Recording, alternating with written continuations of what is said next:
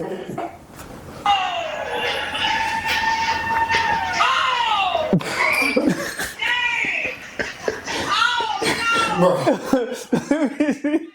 see the caption. I got the clip of the feds. Oh, he was smiling so hard. No! Oh, he holding his shit. No. That nigga. Ain't no way, bro. I can't laugh at this shit, bro. Hey, that nigga. He's like for D-Ro. Bro. Nigga said,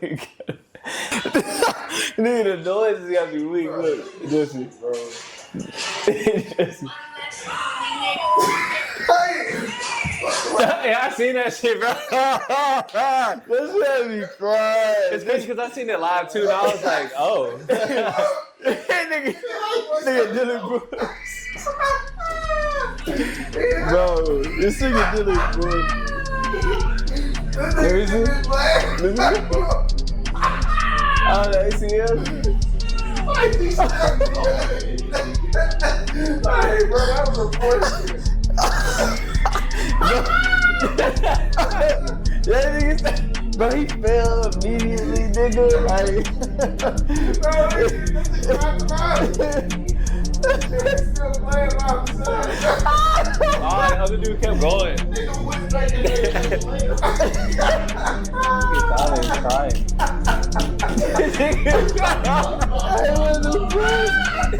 This man is crying.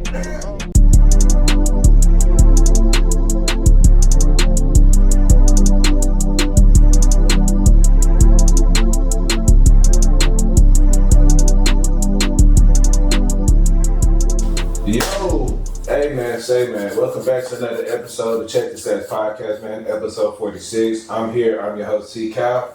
Here to the left of me got my co-host Big Verse, and here to the right got my co-host Sam, man, Omari, man.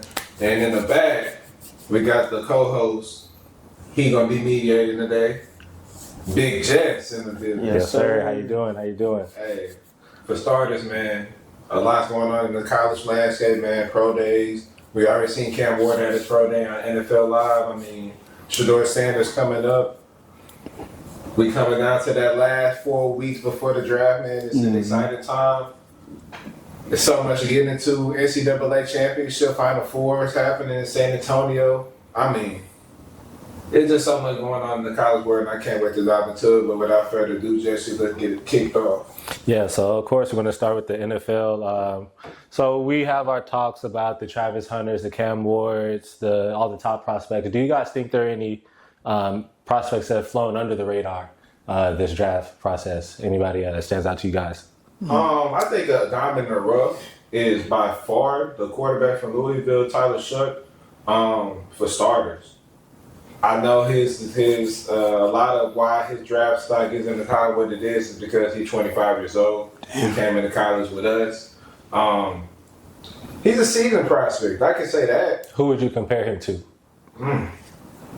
I don't want to say, like, when I watch him play, he gives me kind of a Burrow-esque feeling. I don't want him to sound crazy or like I'm speaking in like I'm not crazy, but when I watch his film, he's the second best quarterback. Like when you put on the tape, don't even look at the number. When you put on the tape, who plays quarterback the best?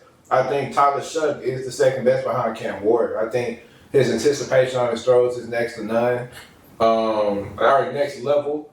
I think he ran 4.63 at the combine, which is good speed for a 6'5", 225 pocket passer. Damn. Threw for 23 touchdowns, only 6 interceptions in a pro-style offense at Louisville. I mean, he had his weapons, of course, Ja'Cory Brooks. I hope I'm saying his name right. He was that dude. Bell was that dude. Yeah, they were nice. Louisville, I think it took him his time, and it took him all the way to year 6 in order for him to get his name truthfully submitted as an NFL top quarterback prospect. But I'll go. My guy, I gotta say that's a diamond in the rough, man. I gotta say Tez Johnson. I know his 40 wasn't the best or whatever, but man, I look at him. I was watching his highlights earlier, man. He can ball, man. He can really ball. Don't let that 40 time fool you.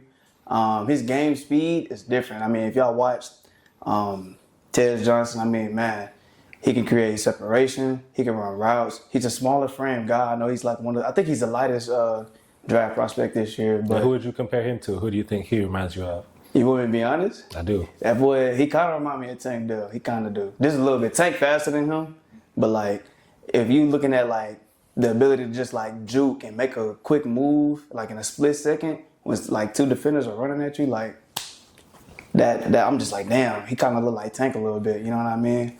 So I gotta go with Tez Johnson. You know, but please don't let that 40 time fool you. I hope that he does do good in the league, man. I feel like he's an underrated draft pick for sure. What about you, Charles? Who do you think? Before you go, Charles, I want to go out on a limb. I want to sit here and say, Tyler Shough, I think he is a day 2 prospect, late 2nd round, early 3rd round quarterback. But it's only a few quarterback needy teams. I feel like he can come in. You be a starter? And he's 25 years old. He has that experience. He had 5 different offensive coordinators since he's been in college. He had 3 different injuries. He's been through it all. Yeah. So to say that a 25-year-old prospect, I think personally, he's probably the most suited to come in day 1 and start on an NFL team because of his experience, because he's been through the ringer in college, and I think that's only going to prepare him for the pros, obviously with the characteristics and the traits that we've seen him display at Louisville. So I think smart teams like Cleveland, in a sense, you still go if Abdullah Carter is available at 2. I wouldn't say settle for Shedeur Sanders just because he's the flashy name. He's the pick that everybody expects to happen. But the best available player is Abdul Carter at that 2 position, and if Cleveland can sneak back in at 32 and trade with the Eagles and see if they can get Tyler Shough in the back end to be an immediate starter, I don't think that's a bad plan at all. Damn. I think for me, I'm going to shine a little light on the defensive side of the ball. I know Travis Hunter is the unicorn that we expected to be, but I mess with Jahdae Barron, man. Oh yeah, most definitely. He nice. From UT. He nice. I mean, double-digit pass deflections, 5 interceptions. I mean, if you turn on the tape, you see why he was one of the finalists for the best DB in the league or in college. He's a ball hawk. He kind of reminds me, honestly, and I know that he plays corner and this comparison is of a safety, but he kind of reminds me of Caleb Bullock, just his ability to fly around the ball, be around all the time. Yeah. Similar playmaking abilities to Caleb Downs for those that want to compare him to people in the college landscape. Mm-hmm. He's a physical dude, but he's active all around the field. He can cover from sideline to sideline, numbers to numbers. He isn't afraid to get inside that gap and help out in the run game. And what impresses me the most about him is just how on a field full of amazing talent. I mean, we've seen it when they went up against Ohio State in the college semifinals. And this man was able to make a name for himself and pop out on the screen on multiple occasions. And I think that's very, very hard to do in general. But on the defensive side of the ball, that's even more incredible when you're going up against the likes of the Mika Ibukas, the Jeremiah Smiths, you know what I'm saying, the elite level of talent that Ohio State has. Just being able to make a name for yourself on that type of landscape, I feel like he can translate that to the NFL most definitely. And while there is not that many players ahead of him, because he is that elite, I feel like he would definitely be someone that could potentially slip. That way others could take full advantage of his assets and his capabilities. So a question that I have for you, where do you think he's ranked amongst the quarterbacks in the draft class? The corners? Yeah. Because you said he's a corner. Mm-hmm. Oh yeah, Jahdae Barron. Yeah, he played with Texas. He's nice. I can cut it. He's obviously ranked 7, huh?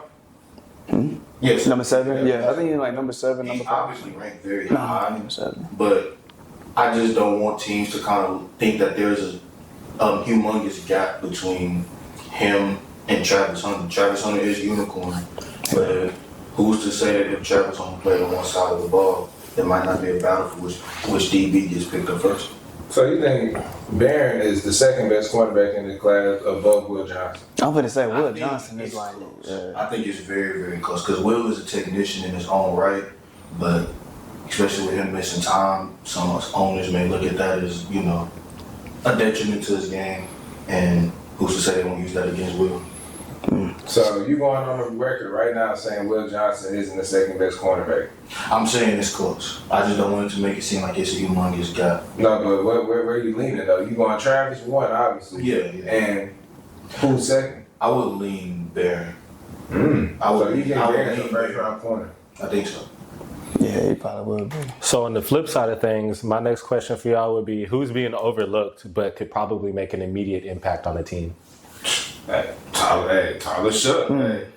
Overlooked.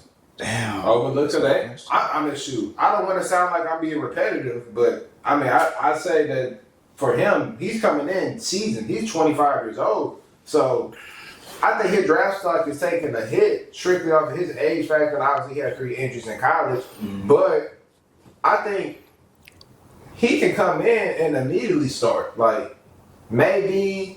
You know how it is coming in as a rookie, play your have a quarterback play about 2 to 3 games in a sense, let him learn under him, and then kind of throw him out there. When the season isn't really up for grabs in a sense. But I feel like Tyler Shook is that guy. I feel like the experience he had at Louisville. I mean, he's a mobile quarterback, 6'5" guy. I mean, that guy, he's the truth. Like if you watch his film compared to Shedeur Sanders, compared to Jackson Dart, compared to I don't even want to say Milroe and no, we're not even going to mention him. And there's no disrespect to Milroe. I think Milroe could be a decent price. He could be a decent player in the league with the right coaching and if he finds the system. We didn't believe in Jalen Hurts and now he's a Super Bowl champion. So I'm never going to write off any type of prospect as we speak, too early.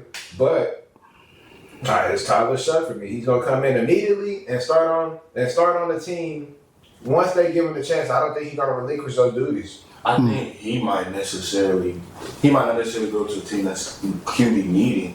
He might just, because of the fact of how big the gap is between what people value as the first round quarterbacks, the Cams, the Shedeurs. That's it. Yeah. And the Jackson Dart potential. That's what I'm saying. Dart. Potential Yeah, that's really it. But the way that you're describing him is like, you feel like he's above Jackson. But who do you think could come in and make an immediate impact? That's being overlooked. I say Pierce from Tennessee. The edge. James Pierce? They said he doesn't have a motor, though. They said that his motor doesn't run hot all the time. They kind of said the same things about Jalen Carter. Look at how that's working out. I think it was more of a motor thing, though. For Jalen Carter, his ability was off the chart. Now, I think Pierce, his ability, he doesn't have Jalen Carter ability. So I feel like if you don't have that motor, you don't have that type of leeway where you can go out there and dominate and be special in a sense and find your, he doesn't have that leeway. Is basically what I'm saying. Well, even with that being said, you can't deny that the first round talent is there. And for sure. And then just even if, motor, that isn't something that you can necessarily teach. But in a league as cutthroat as the NFL, you either find a way to stay on the roster or you get it out the shit. So I feel like he has the capability of developing that hunger rather quickly. Oh man, you said who do I feel like can come in and be make an immediate? Other than those top draft picks. Other than those top draft picks, damn, man, that's a good one. I say I'm gonna go defense this time. I'm gonna go Kenneth Grant out of Michigan. Big dude, man. I think he's like 6'4", He played alongside Mason Graham. Yeah, dog, man. 6'4", 6'5", one of them, and he's like 360. I don't know. He's a big dude, man. He can move for his size. Like I was watching tape on him, man. It was one play, running back broke for like a little rush or whatever. He hawked him down. Mind you, like I said, he's 6'4", like 350, 360. He's a big dude. Hawked him down, tackled him. You know what I'm saying? Like, he should get a lot of credit, but he makes some moves, bro. But yeah, I feel like he can come in, in the line. He learned from the right, especially if he learns from like the right vets, even though he's already good, but they get him a little more polished, bro. he's gonna be a damn problem. Yeah. Like that's a good player right there for sure. I can even say I'd say Kobe Bryant maybe out of Kansas. I could see it. He pretty good. I could see it. Yeah, he pretty good. I think this year may have given him a little bit of a bad because of how overrated Kansas was at the beginning of the year, but he's still one of them ones. Yeah, he is pretty good. So last but not least, my last question about this topic is going to be: are there? We have Tyler who kind of already dove into that, but are there any late round quarterbacks who could probably surprise some people? That can surprise people. He already mentioned Tyler Show. I can't sit there and say, I'm gonna keep it a bean. This is probably one of the worst quarterback draft classes we've ever had in a minute. Like, since that Kenny Pickett, Malik Willis, like, I don't see even like a tolerable quarterback in this class outside of Cam Ward. Realistically, Shador has some potential for sure. I'm not gonna say that he doesn't, but nothing screams he needs to go top 2, top 3 outside of positional value, and that's what quarterback brings. Jackson Dart, in a sense, he can really get held based off of the Ole Miss reputation that it doesn't transition well to the league, aka Matt Corral, playing under Lane Kiffin. So I don't want to sit there and sound like a party pooper and say why I say that. It's literally no quarterbacks. Dylan Gabriel, we can all admit that he's going to be a backup. Yeah. Like, we're not expecting him to go in there and be a team saver. Who's the quarterback out of Oregon? That's Dylan Gabriel. He might be day 3 if I'm being honest. Yeah, he's undersized guy. Average arm. They got a lightning quick release. That's as big as that's. I can say I like Kyle McCord out of Syracuse. I was about to say, Kyle McCord. He's straight. Yeah, he has. If anybody in this class, I think he probably has some of the most unexpected upside. I'm not gonna say Miro. I can't say Miro. I won't say. There is no telling who the most dangerous athlete on the field is outside of him when he's on the field. So just that level of athletic ability and that dynamic alone kind of wants me to lean there. But he got to improve on his mechanics as far as how he processes things, how he makes his decisions, how he throws the ball, and how he's able to, essentially rely on his mental aspects more than just his physical traits. And do you believe that Anthony Richardson kind of hurts his draft stock in the sense of he was a freak athlete. Yeah. He got drafted more of his variables and what he could be, and now he hasn't really lived up to it. We're going into year 3, and now we have somewhat of a similar mode of quarterback in Jalen Milroe with that elite level arm strength. Yeah, not extremely accurate, freak athlete, like a specimen, a physical specimen. Yeah, but you're not really sure if he got. I don't want to say that because that's stereotypical. I think, to answer your question, I don't think that it affects Milroe as bad because while Anthony Richardson is not looking the greatest in Indianapolis right now, he was in a position where he is extremely raw as a passer. Plus, he walked into a situation where he only played 12 games in. His entire time on the floor, he only played less than a full season's worth of games. And people looked at that as okay, he's big enough, he's strong enough, he's fast enough, and if we could just mold him into this picturesque perfect player, we're going to be great. Milroe has experience. He's been to the college football playoff. He's been a starter for the past 2 seasons, and while it's not necessarily the greatest thing since sliced bread, it's amazing compared to what Anthony Richardson was doing. But we can argue that Alabama is, 5-star blue chip guy. Florida, they're not getting that same level of talent. So Milroe, in a sense, I don't feel like he had the same amount of responsibility that Anthony Richardson had at Florida. Obviously, that wasn't a good team.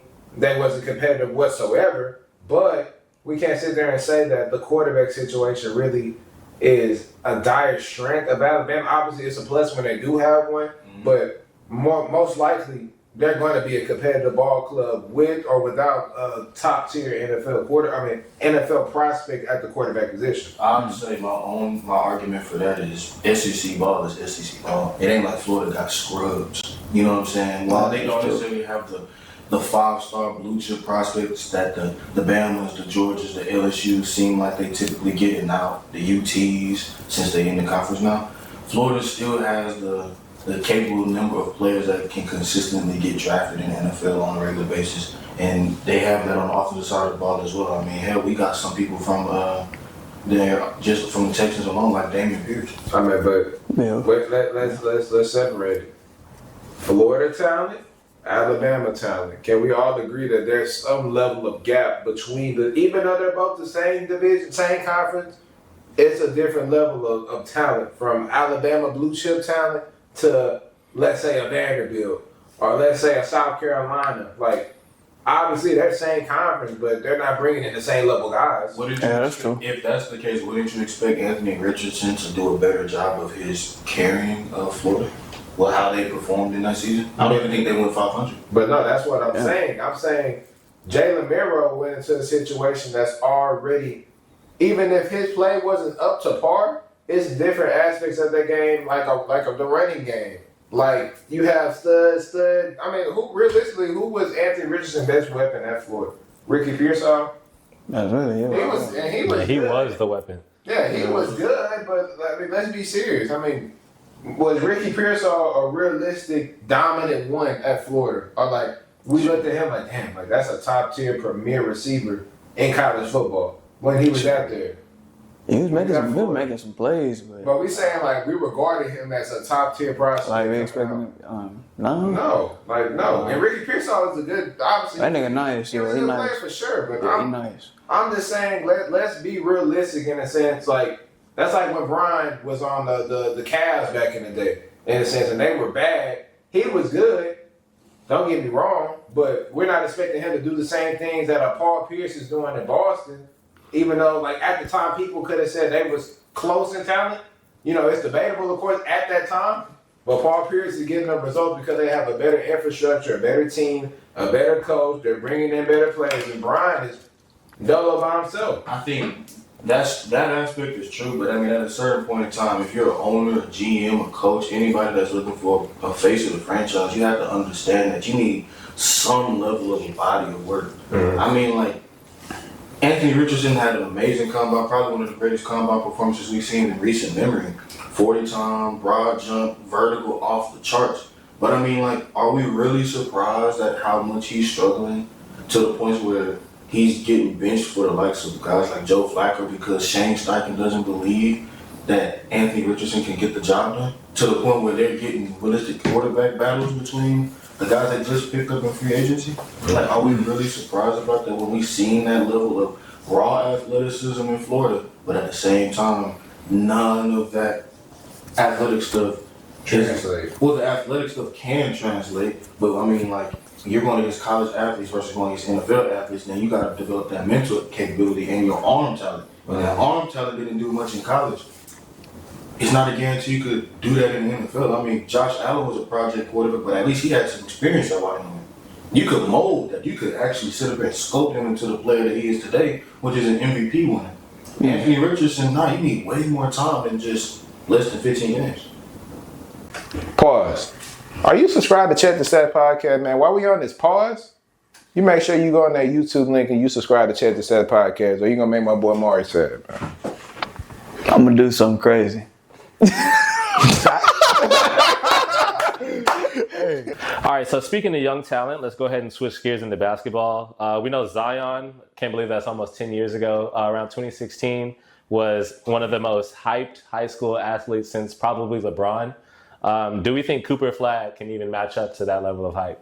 Of course. Ooh, hell yeah. Cooper Flagg is the more complete player. Playmaking ability, defensive prowess. I mean, athleticism, obviously Zion has it, and obviously his freak physique, he was about 245, 250 at the age of 17. So he was a man amongst boys, of course, but I feel like Cooper Flagg has a more well-rounded game. I feel like he can come into any system and he can fit any style of play. I feel like He can be that facilitator. He doesn't have to be ball dominant, and he can dominate the game on all three levels, from his three-point ability, mid-range, and also attacking the basket. Yeah.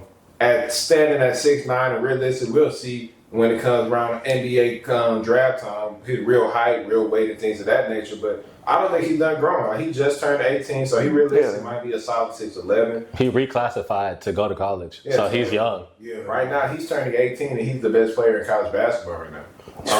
Zion, no slouch whatsoever. He went to Duke. He did his thing. Kudos to him. He was on a great team with R.J. Barrett and Cam Reddish. I mean, that was that squad. team was crazy. But I feel like Cooper Flagg, he had that same level of hype still. I mean, he scrimmaged against Team USA and held his own. Yeah. And actually, rose a lot of other pros that played against him. So he has that level of respect from the likes of Kevin Durant, from the likes of LeBron. Anthony Edwards, and players of that nature after their scrimmage. So he's ready. I think he's the better prospect in my opinion. Yeah. But no disrespect to Zion whatsoever, because he was that guy to do. But I feel like Cooper Flagg is he's gonna transcend the NBA. He's gonna be a better NBA player in the long run than Zion, in my opinion. I think it depends on what you determine the definition of hype to be. If we're talking about translatability into the NBA, then obviously it's Cooper Flagg. Because if you take away athleticism from Zion, then what do you get from Zion? I mean, we don't even have to look at the NBA and turn about his availability. We can just talk about the college basketball player. It's electricity, it's highlights, it's height, it's ability to control a crowd and gain and garner all their attention. Cooper Flagg has abilities on the offensive and defensive side of the ball that can translate to the NBA team right now. And he's doing that at even younger age. So if you're talking about hype for that, then obviously it's going to lean one way. But it could lean the other way, because while Cooper Flagg was touted as one of the best players coming out of high school for a long period of time before even reclassifying to commit to Duke, Zion Williamson was sitting up here looking at people and having them compare him to the likes of the next LeBron. Like, for as crazy as that sounds, at that period of time, that actually made sense because of how similar those games were. At that period of time, they was comparing him to the likes of Hall of Fame level players such as Charles Barkley, Larry Johnsons of the world. And the only true realistic one that we could think of was that dude, number 23 in Akron. And while as asinine as that may seem right here in today's time period, if you go back around the time where Duke was in the NCAA tournament, going through their seasons with R.J. Barrett doing his thing, becoming a top 10 pick, Cam Reddish being a lottery pick as well. Zion was one that stood. He was top 5. Yeah, exactly. And Zion was one that stood out so much that he forced an all NBA level player like Ja Morant to come second fiddle in the draft. Like, that's a level of hype that we just may not have seen and may not see from Cooper Flagg. And that's no disrespect to him as well. But I mean, I just gotta call his spade. Me personally, I gotta go Cooper Flagg. He's the more complete player in my opinion. Like, if we basing them off of college, I look at Zion, I see a guy that's physical. I mean, he's big, he can jump, he's explosive as hell, he can dunk. He's an athletic specimen. Like, he's just a freak of an athlete, literally. I look at Cooper Flagg, his game, man, that post fade. His ball handling is pretty damn good. He can shoot. He can get to the rack. He can play amazing defense. And that's at 6'9". He moves.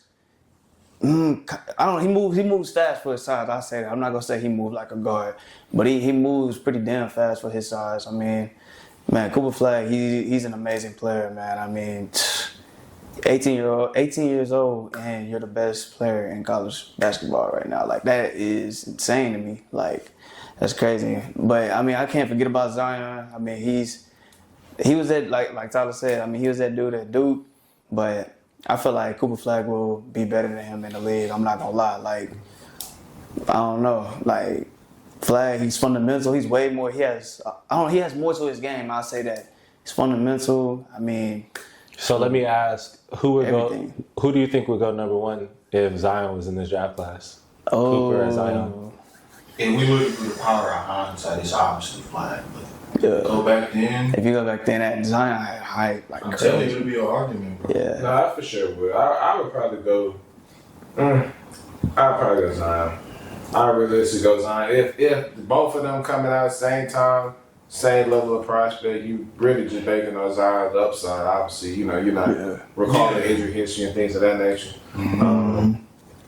Cooper Flagg, for sure, he could have developed to be better than Zion, but I feel like when Zion was coming out, you was immediately expecting, okay, 22 points per night, 7 rebounds, 5 assists. Like, that's your expectation starting off. I feel like Cooper, in a sense, if he does that, great.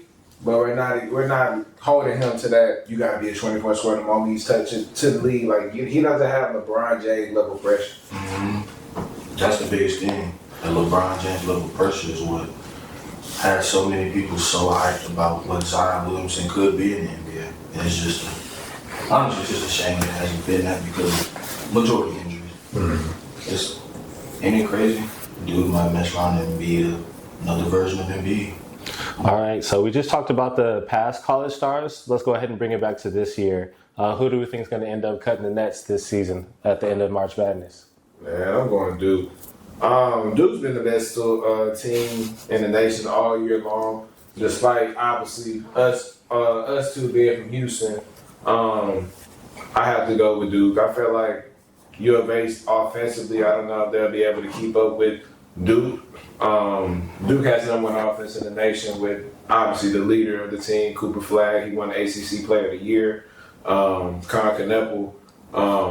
He's realistically going to be a top 5 to 7 draft pick, depending on who the lottery teams get situated. But I mean they got a squad over there at Duke, and they can all score. They have about 3 lottery picks at Duke.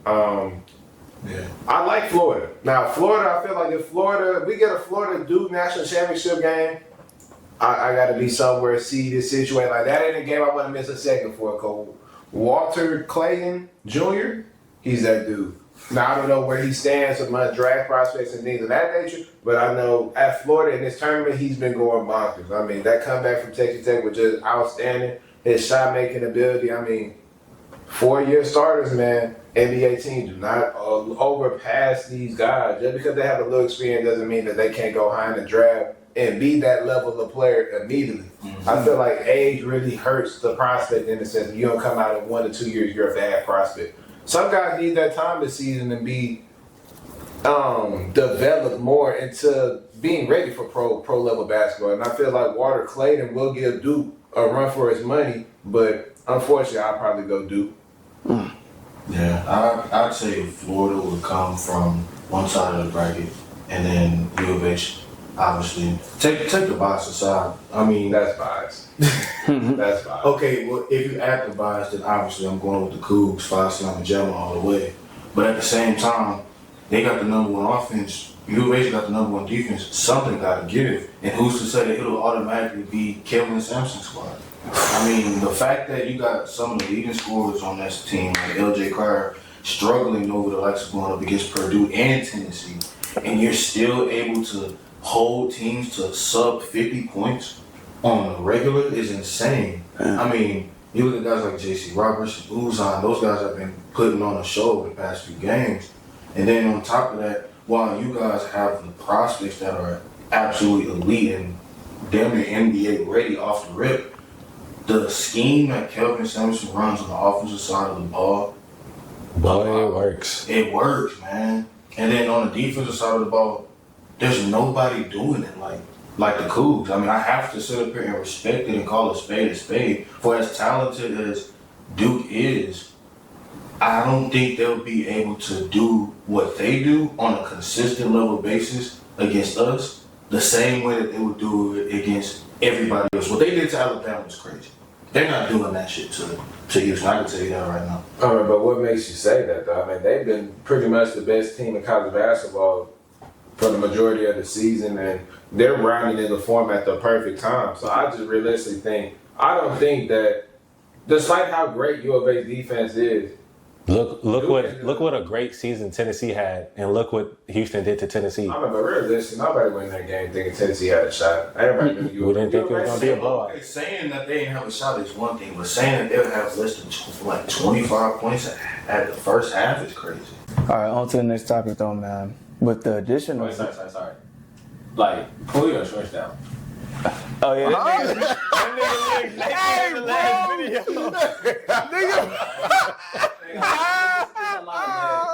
Like nigga in the last video. I say, where the fuck is your shorts at, nigga? Hey, nigga. I mean, they're the number one defense in the nation. We're not expecting anything different, despite the expectation we had of Tennessee coming from that SEC conference.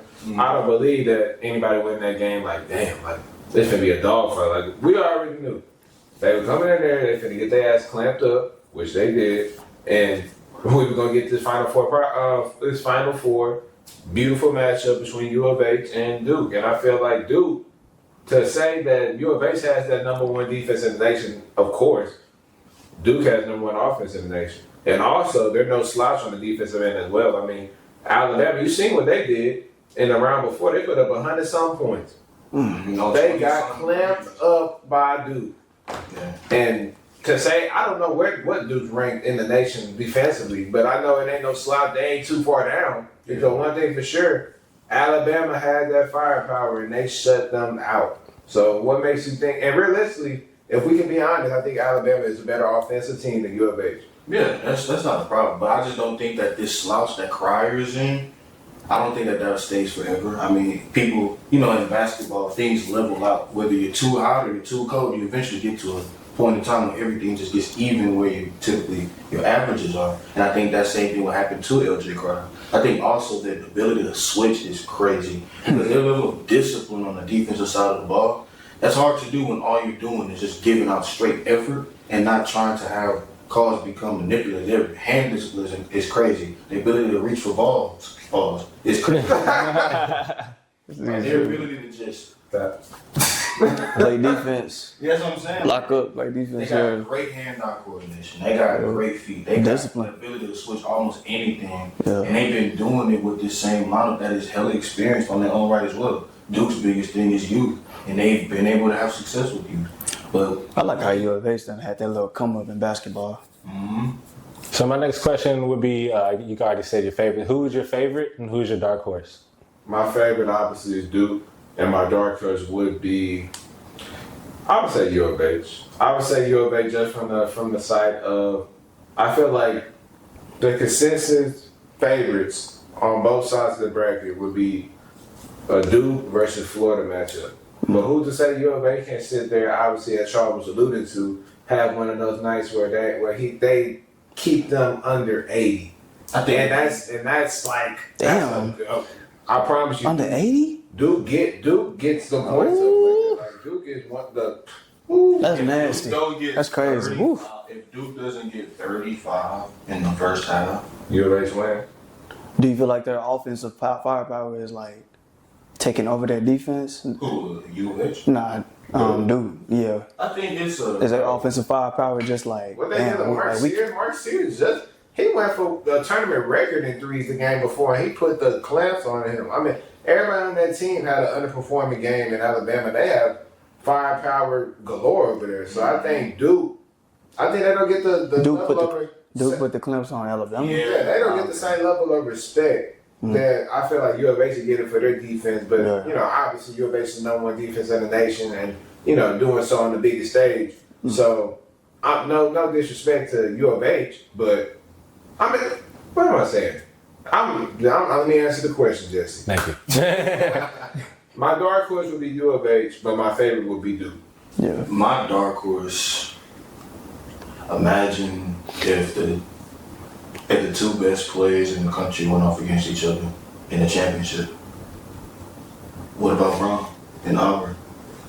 That's what I was going to say. Nobody has mentioned Auburn yet. And it's all four number one seeds, right? Every team is a number one. So, I mean, it's hard to call a number one seed an underdog or a dark horse, but with no mention. A favorite, and it's a favorite. Y'all all keep saying it's Florida's game to lose. Oh, it's going to be Florida versus Houston, Florida versus Duke. So, Nah, I think that kind of automatically makes Auburn. Auburn the last. I said Sanders. Nah. I mean, you was talking. Who's your favorite? Who's your dark horse? Favorite dude, dark horse, I say I say U of H. Okay. Really. I shed some light to Auburn. Yeah, Auburn is nice too. I watched them play a Favorite game. college, favorite basketball player all the They time. nice. Charles Barkley went there, so. They say Legends got the same name as me. So, hey. All right, college ball is heating up right now, man. But let's go ahead and get back to the NBA. The Rockets just played the Lakers. Let's go ahead and break that down. What are your key takeaways from that game? Ime Udoka, man, what you did that game down the stretch was criminal. Fred VanVleet, man, Hold on, man. He's a murderer. I don't know where to start, man. I mean, Fred, yes, he did have 9 assists, but Lord have mercy. Shoot, Fred, shoot. Wait, enough is enough. If mind you, in the playoffs, he's going to be a defensive liability because of his size, obviously being at 6 foot. Despite his, good hands, being able to, he averages about 2 steals a game. But he gave us no type of offensive help last night with the amount of available looks that he's having from 3. And if you can't make those threes, I'm sorry, Ime. I know you love him. He's your guy. You brought in with Dylan Brooks to reset our culture. But it's time to let Jalen Green have those struggles in those key moments because it's only going to better him. You're not bettering him by putting him on the bench. Despite him not playing his best, obviously. He didn't play, but he had 9 points. Damn, he shot 14% from the. Ooh. He didn't have a good game. I could be the first one to admit that, but I feel like if we're going to ever take that leap, we need somebody to be that star. We need somebody to step into that star level role. And if Ime's never going to let Jalen have the chance to, because obviously I can sit here and say Sagoon, he's not going to be it. It's too much flopping. It's too much flailing. I mean, I don't care about him always being on the back end of a highlight getting rocked or dunked. I could care less. It happens in the league. But Sagoon just doesn't have that it. I don't know what it is. He's a good co-star, but I feel like Jalen Green can be the star. And along as Amen Thompson, I think Amen Thompson played his ass off last night. You don't feel like Amen Thompson? Yeah. Competitively, I mean, just the defensive prowess that he had on Luka and LeBron all night, holding both of them under 20. I mean, Luka had 20. Bron had 16, Reeves had 12, and they all just came off of a 25-plus point night the night before. So it's safe to say that when you play the Houston Rockets, it's going to be a rough ride. It's going to be a rough riding game. We're going to get physical and make the best team win. But unfortunately, I think what it comes down to at the end of the day, we don't have the number one option that's going to be able to lead us to the promised land. We have a bunch of number 2s and number 3s. And I feel like that's what's going to hurt us in the long run, and it hurt us last night. We went through a stretch where we're getting stops, but we're not putting anything on the other end. Not to cut you off, but what is the long run? Is the long run this season through the postseason, or is the long run just from here on out for the next few years? I think for the next few years, man.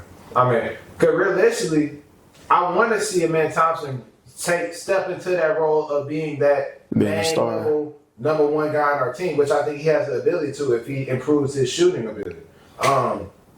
Everything else is, playmaking to ball handling to defense, rebounding. I mean, he's literally going to be a walking triple-double for years to come, and he's going to make first-team all-defense, by the way, so let's get prepared for that. So let's reel it back into kind of what you're saying right now. How do you think Houston's young core compares, and in this game specifically, that's not in the band screen, how do you think Houston's young core compared to the Lakers' experience? It showed for sure. It showed a lot of man. We just don't have an offensive. The potential is there. The potential is there. They're a very good team. I don't care about the I potential. knew it was sweet when I seen Dylan Brooks try to take LeBron one-on-one and turn. Nah, he locked him down. I'm sorry. It worked. No, I'm talking about on a one-on-one with Dylan on the offensive side of the Oh, no, never mind. Yeah, No, it didn't work. It didn't work. He did a turnaround fadeaway damn near in the baseline. Oh my God, it's getting spooky now. And that's what's going to hurt us. Like, we have guys like Dylan Brooks, who's our 3-and-D guys that's only job is to go out there and shoot your catch and shoot shots.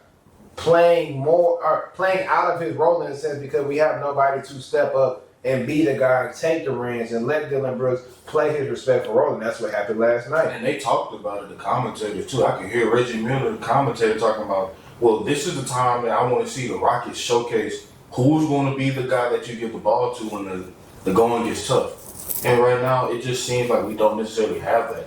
I would have expected it to be the likes of Sengun, and he had his moments, but it didn't showcase against the Lakers. Well, I would have expected it to be Jalen Green if only he was to stay in the game, but he may yank him out. He was on a short leash. I even heard the commentators asking, "Where is Jalen Green?" It was shocking, man. He didn't. Didn't he not play for a little minute? He didn't play for like most of the fourth quarter. Man, it's 40 minutes for Fred VanVleet. 2 of 14, 1 of 7 from 3, 7 points.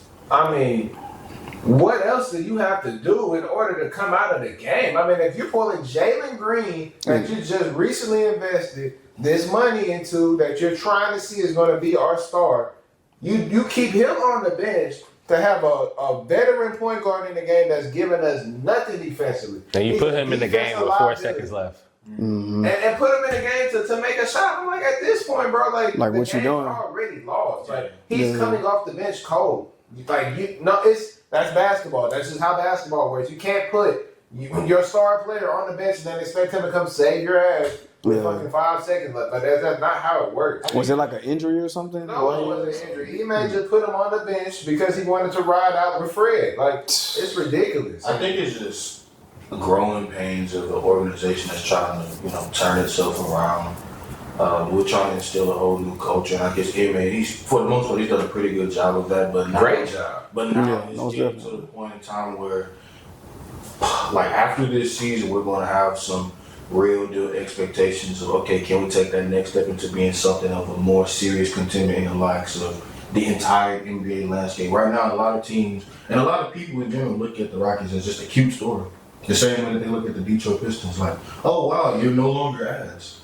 You know what I'm saying? But now we don't want to be there no more. We were trying to elevate to where we once were with the James Hardens, with the Tracy McGrady's, the Yao Mings, the Elijah ones, the Twin Towers, all that type of stuff. So I see you're kind of getting into my next question. If the playoffs were to start today, this would be the matchup. So should we write this off as, just a regular season matchup? We'll play better next time? Or is this game a sign of what's to come? I think we can hold off our thought because they play each other again. So I'd rather wait on that matchup to see how things fold up. But I think... So for you, we're just going to write this off as just a regular season game. I'll see you in the playoffs. I think so because I don't think that EMA makes the same mistakes. So I was having Fred get that many minutes as opposed to the newly signed or re-signed Jalen Green. Yeah. So, I think that's my opinion. I think realistically we'll get killed off of experience. If we was to face the team in the Sorry. It would be that. We would lose that series in about 6. Yeah. Just off of we're young, we're new. Our offense is our biggest liability, and we don't have that one guy that's going to step up and be the guy. But I don't want to write us off here because we obviously have. This will be our first time seeing them in the postseason, so.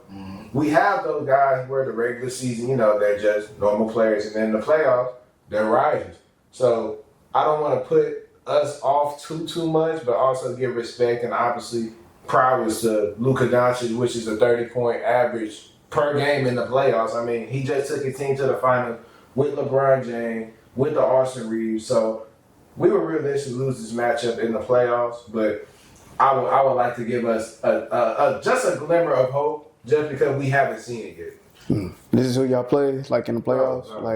If it started today. If it started today. If it started today, we would play the Lakers. The Clippers. Yeah. Ooh, that's going to be a good one, The too. Lakers, I think, are top 4. It'll be Lakers versus I Memphis think so. 4-5. No. I think it would be Lakers versus Golden State. Yeah. Because Golden State just beat Memphis right now, so I think Golden State gets the 5. I got Lakers in 6. Memphis goes to 6. Oh, my goodness. Okay. I think because how many games is left for Houston could definitely beat Memphis. They can, most definitely. Yeah. 6 games? 1, 2, 3, 4, 5, 6. I think we got to get to 53 wins to maintain that 2 seed. Well, remaining schedule, we got Utah, we got OKC, we got Golden State, we got the Clippers, we got the Lakers, and we got the Nuggets. This is playoff basketball. We're going to have to make like 3 difficult wins. This is playoff basketball. Hey. You get a lot of answers to these questions within the next few weeks. So realistically, we need to be cheering for the Timberwolves tonight to beat the Nuggets, so it can give us that level of spacing in a sense. I feel like with the Rockets, I wouldn't just write them off, honestly. I feel like y'all are great competitors, bro. And I've seen games where y'all show like flashes of like, oh yeah, we got that offensive firepower when everybody's like on that. You know what I'm saying? So I feel like y'all could possibly beat the Lakers, and I know it's gonna be tough with LeBron, Luka. I mean, you got Dorian Finney-Smith going crazy. I mean, you had what was the other dude that come off the bench? Gabe Vincent. Gabe Vincent was going crazy. I mean, it was crazy. It was that was a crazy game, honestly. I'm looking at the score. I'm like, how the hell does Dorian Finney and Dylan Brooks have the most points? I'm like, that's strange. That's another lesson to learn. Your bench is very, very important. Very, very valuable. Starters all tired off of back-to-back. Yeah. But I think Ime's strategy going into the game was to let the role players beat you, because obviously they're not consistent in the sense of that's why you leave those guys open and live and die with the results. But the main objective of that game plan was obviously to shut down the big three and Reed, Bron, and Luka. And I think they relatively did a good job. But unfortunately, and you have Dorian Finney-Smith and Gabe Vincent going for 12 threes combined, that's going to obviously hurt. Yeah. But at the end of the day, you're going to have to live with that, because realistically, are they going to do that again? And now I know people can realistically say, is Luka, Bron, and Reed going to have a game of that nature again against us? Mm-hmm. I tell people yes. I say we have the defensive. Y'all have the defensive prowess. No, we got the defensive guys in our locker room. And Tari East and Jabari Smith, Dylan Brooks, Thomas. Like, we have guys that can realistically shut down your best guys on a consistent night-to-night basis. So I don't want people to just sit there and be like, oh, that's just not gonna happen again. I mean, we play defense. Like, that's what the Rockets do. That's our hard hat. And at the end of the day, I can realistically say that may happen again. Yeah, you take the results that you can live with. I mean, it took them almost 48 full minutes just to scratch 100 points. So, like, a team with that much firepower as the Lakers, you live with those results. You would like to have that end and win, but at the end of the day, to a certain extent, I could hold my head high from a Rockets fan. Nah, really though, y'all have a very good team for sure. I just feel like y'all got to find like that number one option. That's it. All right, so that game gave us a good look at where the Rockets stand, but do you think it could translate to the bigger picture? Do the Rockets have what it takes to make some noise in the playoffs? What is making noise? How far do you think the Rockets can go in the playoffs this season? I think with the right matchup, I believe we can make it to the Western Conference Finals. Now, obviously, that's going to be tough, of course, and I feel like a lot of teams, pretty much a lot of those teams in the Western Conference is looking at us as jokes, as non-contenders in a sense. And to a certain extent, I don't blame them. We're young, we're raw, we're unknown. Like, the same thing happened with OKC last year. They first time making the playoffs in a hot minute. We didn't know what to expect out of OKC. And obviously, they took Dallas all the way to 7 games. And this year, look at it. So, I feel like with us, it's only going to be a matter of experience, a matter of us getting in there and showing what we can do. But I feel like the ceiling for us can be Western Conference Finals, depending on the matchup and depending on the level of play between Jalen Green, Amen Thompson, and Alperen Sengun. One of those guys going to have to step up and be that definitive one that's going to carry our team consistently. Yeah, consistently. That's the main key, consistently. But I feel like somebody's going to step up into that role. Hopefully, as a Rockets fan, of course, I'm praying. We should be fine. But the ceiling is the Western Conference Finals for me, depending on matchup. I think the ceiling for me is second round, but I'm just looking at it from the standpoint of in the NBA, especially when you get into the postseason, you can get you past round one and the matchup goes right, but experience is what takes you places that you've never been before. Mm-hmm. You can look at the Timberwolves as a little bit of an aberration because of the fact that while they are kind of youthful in their own sense as a bunch of young players that haven't really done much in the postseason up until that point that they beat the Nuggets, they were built to beat the Nuggets. Like, that is a matchup nightmare for the Jokic and Murray and boys up in Denver at that moment in time. Right. But when you get into the postseason, you can only take you so far. And we've seen that through the likes of so many teams. And if you want an example, look at how far I got the Timberwolves. Even with them being matchup nightmare for the Nuggets, it took them 7 games. And with that being said, they got smoked by a team with a lot more experience in the Mavericks. Granted, they were newly constructed with the free agency, well, not the free agency, this is the trade deadline acquisitions that they got. But I mean, when you have the likes of a 30-plus point per game score in the postseason, a playoff riser, and Luka and Kyrie, and you have those other guys that have vast amounts of experience on their own level of fruition, then at the end of the day, you see teams like the Timberwolves get exposed. And I feel like the Rockets are kind of in that same limbo of what the Grizzlies were, where this team is young, it's exciting, it's fresh, and they go up against a team with a little championship pedigree, and the age starts to showcase itself. And I hope that that's not the case. I'm knock on wood, but if I'm going head over heart, that's just how far I feel this Cinderella season for Houston can go. I feel like I can go. I say, if not finals, I say semifinals. Yeah, I go second round. I agree with what Charles said, man. That experience. I mean, after that first round, it's kind of like, okay, cool. You know what I'm saying?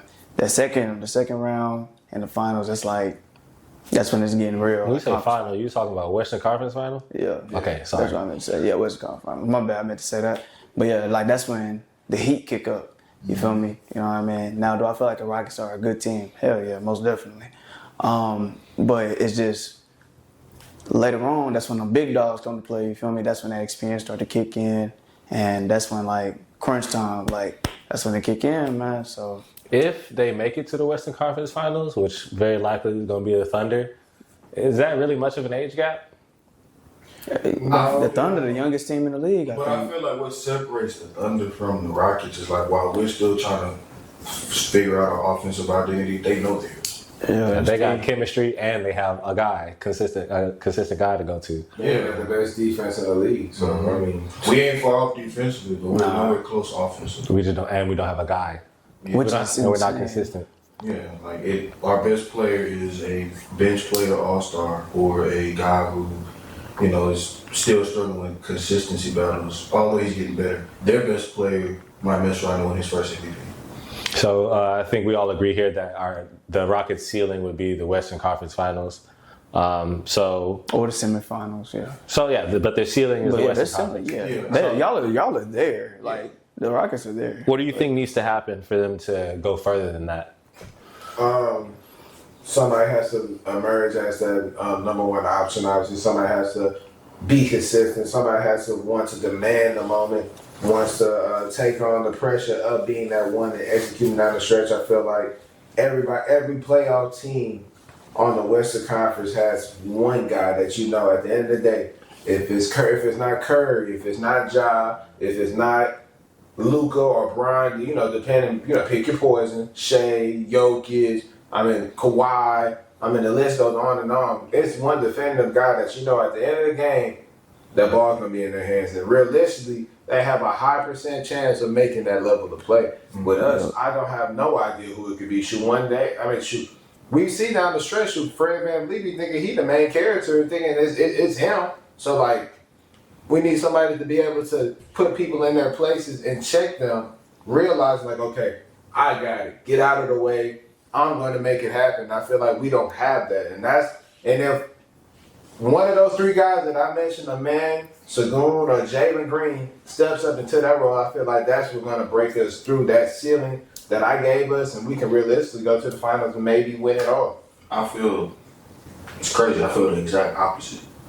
I think while it is a bad thing that we don't have a guy to the likes of, say, the other teams in the Western Conference, or for the matter, the rest of the NBA teams that are, competing for the championships, I think that's an asset to a certain extent where You don't know who. you don't know. It's a jack of all trades where you don't know who realistically is going to come out of nowhere and give you 30. There have been games that we've watched where the Rockets have had 4 or 5 different players, from not just starters but bench players too, drop 20 plus. Tyrese. That's what I'm saying. I think for us to get to the heights the Western, I think they only gonna go to the second round. For them to get further than that, in my opinion, I feel like the guys that are X factors are going to have to take advantage of the opportunities that are given to them. We all know that a lot of attention is going to be given to Alfie, it's going to be given to JG, it's starting to get more given to Amin Thompson in terms of his ability to attack the rim and attack the lane.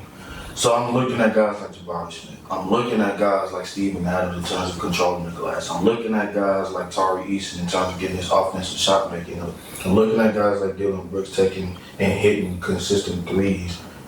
I'm looking at those guys and thinking to myself, can these people make a consistent impact enough when a number is called? Because if so, and I feel like we could beat anybody. But until I'm able to see that, then my limit for us is only going to be second round. I feel like I just missing that number one option for real. It could easily be Jalen Green, bro. He is very talented. I feel like he can easily be one of the best shooting guards in the league right now. Most definitely. Like, it can most definitely be him, but it's up to him to step up, be more consistent. He's gotten hella better this year. Like, he's gotten way better. And he was a great player from the jump, but you know what I'm saying? But now we're starting to see him like take control a little more, just a little more. He has his moments where like he sits back and let Fred cook or whatever. But I feel like it's either gonna be him or a men that's gonna have to step up and be like that number one option, honestly. That's the only two I see on y'all team really just being like, yeah, like it's me. Like giving the ball to me, let me handle that. You know what I mean? But I mean Sagoon as well. I just feel like JG and men, they got way more potential. Like their potential is out the It should be a man. big three, but it's not. It really should be. You know what I mean? But yeah, like those two guys, I feel like, man, like they're up and coming stars for sure. What do you feel, Jesse?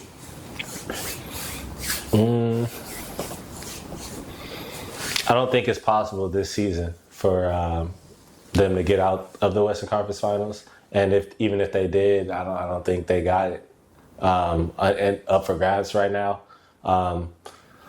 As much as I don't want to disrupt the core and what we got going on, because we're kind of finding the recipe of success, but like the common theme is we're not consistent and we don't have a number one guy. If we could get a number one guy, we have the coaching, we have the defense, we have the tenacity. We just don't have a consistent player to take us there. So you shake up the core? I think, unfortunately, I think it's necessary. We need an all-star level player. Almost an all-NBA level player. Even if it's third team, second team, we need somebody to come to the Rockets and take us to the promised land. I feel like, we can conclude it after this. I feel like it's an unknown. And I just feel like it's being an unknown could be the biggest blessing of being a Rockets fan that like we could ever even imagine, because we've never seen these guys in this stage before. So like, Not in a long time. who's to say that one of these guys won't step up and be the star? Obviously, we can go off for what we've seen in the regular season, and that's a large body of work. But the playoffs is a whole different beast, and I wouldn't put it past. I wouldn't want to put it past the Rockets that they don't have that one guy that's going to end up stepping up and becoming that guy and being a playoff riser. That's what I'm hoping. Obviously, that's not what we've seen, and that's why y'all said y'all respect the variances with. Obviously, I'm not going to argue with it because that's what's realistic. Mm-hmm. But I'm saying I'm not gonna put a cap on the potential of what one of those guys can end up becoming in the most important time of the year, which is the playoffs. And with that being said, that concludes episode 46 of Check the Stat Podcast, man. If y'all made it to the end of the video, make sure y'all like, comment, subscribe, share this video out, man. We're trying to build this platform brick by brick, man. We love y'all. We appreciate the support. Sam, man, Versea, Big Jets, it's always a pleasure. Verse, any last remarks, refrains, quotes before we get out of here? This last topic was about the Rockets. And you know what the Rockets do? Pop socket. Take off. Hey man, right there.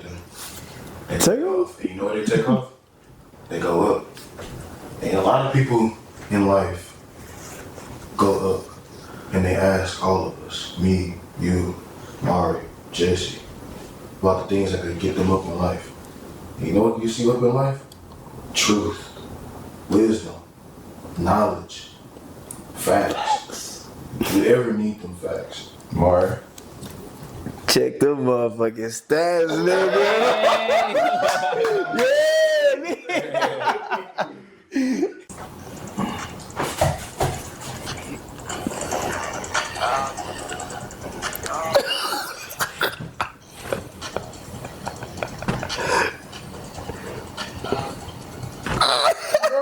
Nigga, everybody they laughing, nigga. That shit, bro. That shit funny as hell, bro. Everybody. Oh, The frame of you showing him and y'all looking, that could have been a meme. Really? It could have been like a podcast, like a thumbnail. Like a meme, like I don't know, like a reaction. I said what I said, nigga. That's fucking me.